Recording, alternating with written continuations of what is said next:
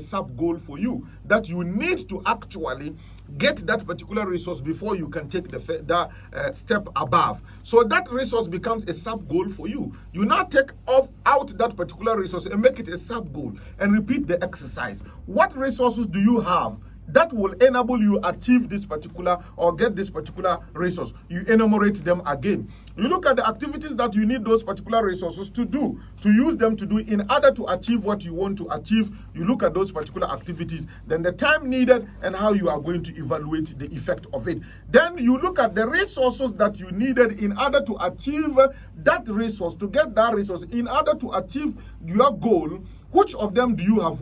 You continue breaking them down into pieces until you get to a goal that you have a resource to achieve. And Karen, definitely, Allah Azza wa Jal told us in Quran chapter 14, verse 34 that وَآتَاكُم مِّن كُلِّ مَا سَأَلْتُمُ وَإِن تَعُدُّوا نِعْمَةَ اللَّهِ لَا تُحْصُوهَا. That I have given you all that you need in order to be successful on this earth, in your life. For you to live a very successful life on this world and in order to get heaven, I have given you all that you need in order to be successful. وَإِن تَعُدُّوا نِعْمَةَ اللَّهِ. If you want to count the blessings of your Lord, la tusuha, you can count all of them. So my brother, indeed, you have been endowed with very important resources, effective resources, that if you make good use of them, in the same chapter, Quran chapter 14, verse 7, Allah tells us that وَإِذْ تَعَزَّنَ رَبُّكُمْ. Remember when Allah declared as a principle of life for you, O believers, and for you, O mankind, لَإِن شَكَرْتُمْ, that when you are grateful to Allah, لَأَزِيدَنَّكُمْ, I will increase you. So the resources Allah has given to you, time, your mind, your heart, then also your soul and your body, your environment, your talent, your skills, the models within your environment, your good habit, bring them together, use them positively, and Allah promises you that لَأَزِيدَنَّكُمْ, He will increase you. He will increase you in that one. So my brother, definitely, no matter how complex your vision is, and no matter how great your vision is, and no matter the time that you want to achieve this particular vision, if you have nothing to do today concerning it, then you are deceiving yourself. And that is what we call goal grating, or grating your goal. That's the stage, the G of the vision. Then the last one is the Y of the vision, my brothers. Most of the time we develop a vision, and we can compare ourselves to a farmer who doesn't know what he wants to harvest in his farm, or what he wants to harvest from his farm. Is it possible? Is it possible? So if you design a strategy, your strategy should clearly let you know vividly that this is the yield I want to harvest out of this particular strategy. So the Y is the yield. When you are embarking, you are implementing the strategy, the yield or each target you get, each result that you get, is it the one you want or not? You don't have to embark on implementation and you achieve results that people will clap, but they are not results that you need in order to fulfill your vision. Then you are only working to only attract the admiration of people. Work to achieve results that are going to help you, that are going to come together, help you finally achieve your final vision, but not get results that will attract the claps of people. Then finally, maybe you are unable to achieve whatever you want. So the yields are very important. Summarizing it, we have the S of the strategy being SWOT analysis. The T of the strategies being identification of targets, and then team that you need to bring together in order to embark on the achievement of your vision. Then the R means research and resources. You need to make more research concerning your vision to know available other SOPs and available other resources that you need in order to achieve your vision. Then the A stands for activities that you need to bring together, or your action plan, the activities, arrangement of them, your action plan. Then the next one, the T, is actually your time frame and timeline, when you want to begin and when you want to end. And each time progressively from T1, T2, T3, what you are supposed to do, what resources you need to, you arrange them and know them chronologically, you know them. Then E is an evaluation system, implementation and evaluation, effective execution and evaluation system you need to know. So after all this, after your timeline, you start to apply, but you realize that you have challenges. So you need to grade your goals down. You need to grade your goals. That is the G. Then finally, you need to know clearly the yields that you want to harvest. May Allah Azza wa Jalla have mercy on us. Whoever will lay hand on this book from page 99 or page 100, you can read about the alphabet of strategies over there, and then you can get the details of all these particular steps that I mentioned. A strategy cannot be achieved without challenge, and indeed, if there is no challenge, then we don't talk about strategy. If everything is okay, you have all the resources, and you know what you want to achieve, the procedures are known, and once you do it, you achieve, then we don't talk about strategy. We talk about strategy when we have what? Challenges. So definitely, we have challenges in life. Allah already has made it known to us that لَقَدْ خَلَقْنَا الْإِنسَانَ فِي كَبَدٍ, that indeed we created mankind in challenges. So definitely we talk about, in fact, the fertile land for strategy is challenges. If there is no challenges, we don't talk about what?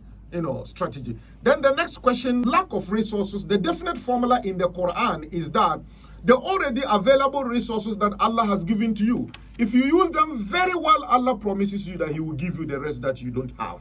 So normally, apparently, we see that we don't have resources because we don't make good use of the other available primary and secondary resources that Allah has given to us. Allah has given us time. If you waste it on Facebook and WhatsApp and social media and on internet, then it means you can't find your resources.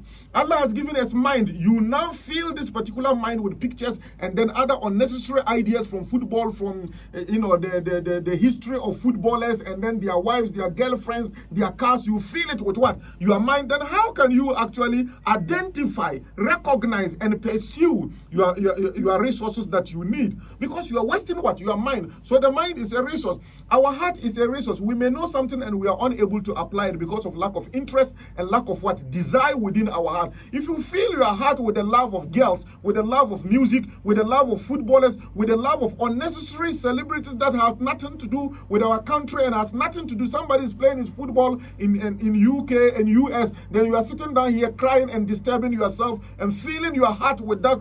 How can you have the passion to go to the field and farm? How can you have the passion to go and then rear animals in order to get something for your country? So it means that our heart is a resource that we need to fill it with the concerns of our country, concerns of our community and our family. We are not to waste our heart on unnecessary things. Then our soul also needs discipline. We need to discipline the soul, but unfortunately we don't have that requisite willpower. I mean, we've spoiled our life with so many. In fact, there are different topics but our body, our health itself is a resource. We waste it on unnecessary. You go to dance, drink alcohol, drink drugs and other these things instead of preserving the body and using it very well. Unfortunately, we spoil it that way. Our environment is a resource. Instead of making sure that we be at places that we can see things and learn for ourselves, we are rather at places that particular environment will rather spoil us, will not help us to develop any skills at all. The university students, we are on campus to get certificate instead of skills. Fine, get the certificate, but understand that you shall be employed based on your competence. Don't use your leisure time to listen to football or do unnecessary. If you want to play football to keep your body fit and then strengthen yourself, I don't have any problem with that. But to waste your 2-3 hours just watching 22 people playing, that you have nothing to get out of that one, either you temporarily 2 or 3 minutes become happy, or you become sad throughout the day, spoiling your destiny. Don't waste your time. 11 people are playing for 2 hours and the whole of Sierra Leone, about 5 million people are sitting down wasting their 2 hours watching them. What do we gain out of this one? I mean, we can't talk about it. The youth will definitely come across it. But then, unfortunately, that is the way. Then we cry of resources. When we are wasting the time, what did Allah tell us in Quran chapter 103 verse 1 to 3? That wala asr, that He swears by time. Listen, the raw material God has given to you is time. Innal insana lafi khusr, mankind is at loss. So if you misuse the time, you definitely be at loss. If you make good use of it, you get what? Success. So we misuse time and then we are talking about resources. Make good use of your time and wallah, Allah promises you. Then how can you become successful without planned strategy? You can't. How do you become successful now? We normally say that luck is labor under correct knowledge. That is L-U-C-K. Labor under correct what? Knowledge. Whatever happens to you, you will see it to be by chance, but Allah planned what? For it. So you will have to get up and make good use of it. There can't be success without what? Plan. If indeed there is success without plan, then it wouldn't be ascribed to you. And even when the success comes, how to manage and maintain it, you would need plan. You will need strategy. You will need strategy. And it depends on the way you define what success.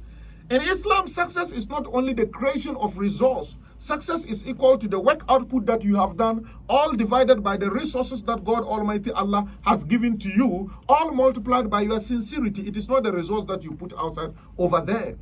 Multiplied by your sincerity. So Islam wants you to work hard. That's all for those who strive hard on our path. There is no doubt we are going to get them guided.